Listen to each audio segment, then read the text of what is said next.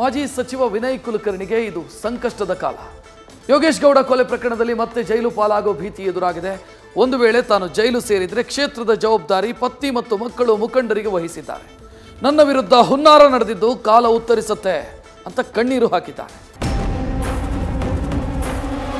ಯಾವಾಗ ಸತ್ಯ ಇರ್ತೈತೆ ಅದು ನೇರವಾಗಿ ಹೊರಗೆ ಬರ್ತೈತೆ ಅಷ್ಟೇ.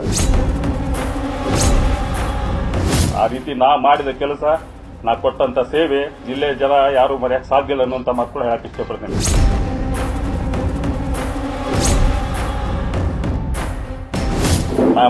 ನನ್ನ ಸತ್ಯಕ್ಕೆ ಯಾವತ್ತು ಜಯ ಸಿಗುತ್ತೆ. ಸತ್ಯಕ್ಕೆ ಜಯ ಸಿಗಕ್ಕೆ ಸ್ವಲ್ಪ ಲೇಟ್ ಆಗುತ್ತೆ, ಸುಳ್ಳಕ್ಕೆ ಬಹಳ ಲಘು ಜಯ ಸಿಗುತ್ತೆ.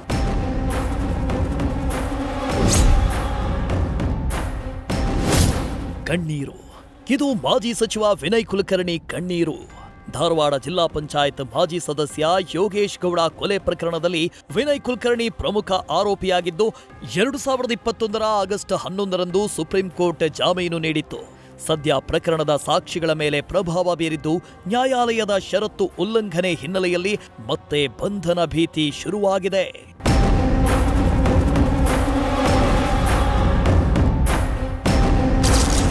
ವಿನಯ್ ಜಾಮೀನು ಅರ್ಜಿ ವಜಾ, ಸುಪ್ರೀಂ ಶಾಕ್. ಜೈಲು ಪಾಲಾಗುವ ಭೀತಿ, ವಿನಯ್ ಕುಲಕರ್ಣಿ ಕಣ್ಣೀರು. ಯೋಗೇಶ್ ಗೌಡ ಕೊಲೆ ಪ್ರಕರಣದಲ್ಲಿ ಜಾಮೀನು ಪಡೆದಿದ್ದ ಮಾಜಿ ಸಚಿವ ವಿನಯ್ ಕುಲಕರ್ಣಿಗೆ ಢವಢವ ಶುರುವಾಗಿದೆ.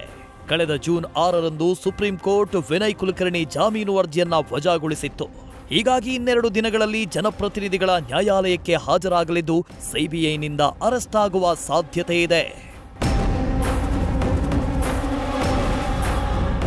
ಯಾವುದೇ ಕ್ಷಣದಲ್ಲೂ ವಿನಯ್ ಕುಲಕರ್ಣಿ ಜೈಲು ಪಾಲಾಗುವ ಭೀತಿ ಇದ್ದು ಇಂದು ತುರ್ತು ಸಭೆ ನಡೆಸಲಿದ್ದಾರೆ.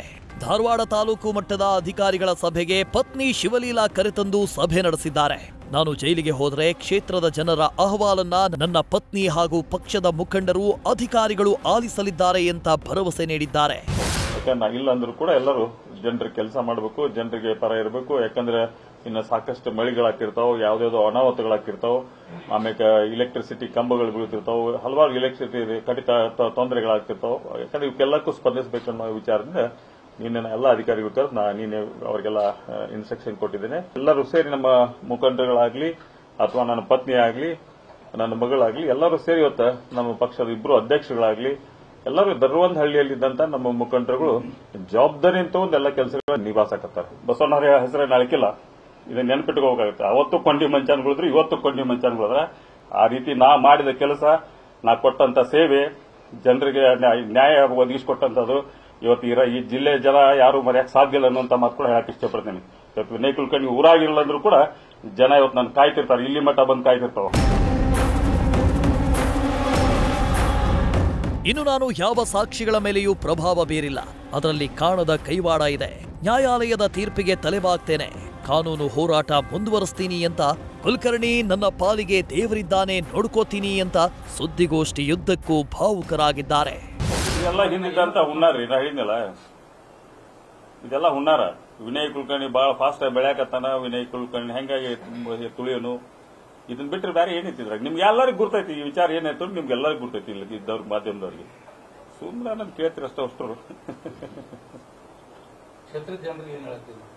ಕ್ಷೇತ್ರ ಜನ ನೋಡ್ರಿ, ಕ್ಷೇತ್ರ ಜನ ನನ್ನ ಸಾಕಷ್ಟು ಇವತ್ತು ಬೆಂಬಲಕ್ಕದಾರ. ಯಾವ ಕ್ಷೇತ್ರ ಜನ ನನ್ನ ಕೈ ಬಿಟ್ಟಿಲ್ಲ. ಯಾಕಂದ್ರೆ ಈ ಕ್ಷೇತ್ರಕ್ಕೆ ಬರ್ದಂಗ ನಾನು ಇಟ್ಟರು ಕೂಡ ಈ ಕ್ಷೇತ್ರಕ್ಕೆ ಬರಕ್ ಬಿಟ್ಟಿಲ್ಲ. ನಾ 5 ವರ್ಷ ಆತ್ ನಾ ಕ್ಷೇತ್ರಕ್ಕೆ ಬರ್ಲಿಲ್ಲ ಅಂದ್ರೂ ಜನ ನಾ ಎಲ್ಲೋ ಕುಂತರು ಕೂಡ ನನ್ನ ಆಶೆ ಕಳಿಸಿದ್ರು. ನಾವು ಕ್ಷೇತ್ರಕ್ಕೆ ಬರ್ದಾನೆ MLA ಅದು. ಬಟ್ ಇವತ್ತು ಜನ ಸಂಪೂರ್ಣ ನನ್ನಿಂದದಾರ. ನಾ ಮಾತಾಡುವಂತ ಸ್ವಲ್ಪ ಹಾರ್ಷ್ ಇರ್ಬೋದು, ರ್ಯಾಶ್ ಮಾತಾಡ್ತಿರ್ಬೋದು ಕರೆ. ಬಟ್ ಯಾವತ್ತೂ ಅವ್ರ ಹಿಂದಿಂದ ಯಾರಿಗೂ ಅನ್ಯಾಯ ಮಾಡುವಂತ ಕೆಲಸ ಜೀವನದಲ್ಲೇ ಯಾರಿಗೂ ಮಾಡಲಿ ಅಂತ ವಿನಂತಿ ಮಾಡ್ಕೊತೀನಿ.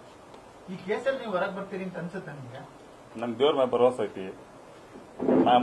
ನನ್ನ ಸತ್ಯಕ್ಕೆ ಯಾವತ್ತು ಜಯ ಸಿಗುತ್ತೆ. ಸತ್ಯಕ್ಕೆ ಜಯ ಸಿಗಕ್ಕೆ ಸ್ವಲ್ಪ ಲೇಟ್ ಆಗುತ್ತೆ, ಸುಳ್ಳಕ್ಕೆ ಬಹಳ ಲಘು ಜಯ ಸಿಗುತ್ತೆ. ಸತ್ಯಕ್ಕೆ ಜಯ ಸಿಗುತ್ತೆ ಟೈಮ್ ಆಗುತ್ತೆ. ಸತ್ಯಕ್ಕೆ ಜಯ ಸಿಗುತ್ತೆ.